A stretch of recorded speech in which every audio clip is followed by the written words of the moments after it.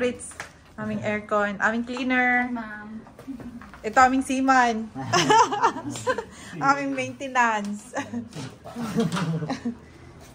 Ito yung isang aircon technician namin, si JC. Hi! Nandito kami ngayon sa 16th floor. So, hi everyone and welcome back to my YouTube channel. So, yung kanina, pinakita ko sa inyo yung situation nung ceiling na may water leak. So, ngayon, i-discuss ko sa inyo yung about sa water leak. Kasi marami ang owner na wala silang knowledge about sa water leak. Common yun nangyayari sa mga unit ninyo. Lalo na kapag may ginagamit na yung sa taas. So, minsan yung mga pipe lumuluwag. Ngayon, may isang owner ako, kakatapos ko lang sa kanya mag-Zoom meeting. Ang problema niya is, hindi niya ginalaw na yung unit. Akala niya kasi, siya yung mag-shoulder ng expense nun sa water leak. So, depende po yun, case to case. Like, for example, yung unit na katulad kanina na nakita ninyo, ano yun, kapag ang unit is turnover, bagong turnover, may 1-year warranty po kayo sa SMDC.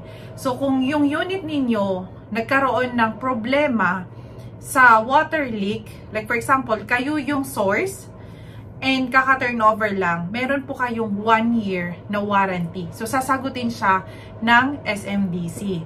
Ngayon, question, kapag wala ng warranty, sino yung mag-shoulder? So, kung saan po galing yung source ng leak, siya po yung mag-shoulder.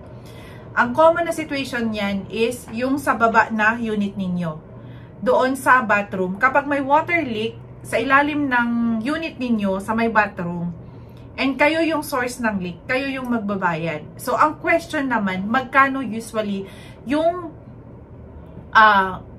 scope of yung payment niya sa ganon? Depende po. Umaabot siya ng 5,000, depende sa damage, hanggang may na-quote kami ngayon na 30,000. So, ang best po niyan, kapag meron pong nag-complain sa inyo na kayo po yung source ng leak, kailangan gawan ninyo ng paraan na maayos agad kasi lumalala siya. Ngayon naman, ang question, kayo yung affected unit. Like for example, sa unit ninyo, may nakita kayo sa taas na may water leak sa may bathroom area. So, sino ang mag-shoulder nun? First, kapag yung unit is kaka-turnover lang, may 1-year warranty yun. So, si SMDC ang sasagot nun. Kapag naman hindi na siya cover ng warranty, automatic, yung unit owner sa taas, siya ang mag-shoulder nun. And sa mga handle namin na unit, medyo marami kaming case ngayon ng water leak. So, ang ginagawa namin, saan ba nagpa-follow up nun? First, kailangan po gagawa kayo ng concern slip, ipapasa ninyo sa admin.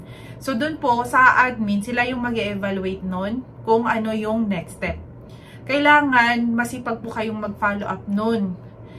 Kasi pagka minsan hindi siya, madami kasing nagpa-file din ng mga concern doon, minsan natatakpan na siya. So, kailangan araw-arawin or every week, kailangan i-follow up siya. Kasi kino-coordinate pa yan sa ibang unit owner. Yun. And ano pa ba, marami ang may concern about doon sa water leak. Yun lang naman ang nakikita ko na at least makatulong ako sa inyo. Yung mga common na question about water leak.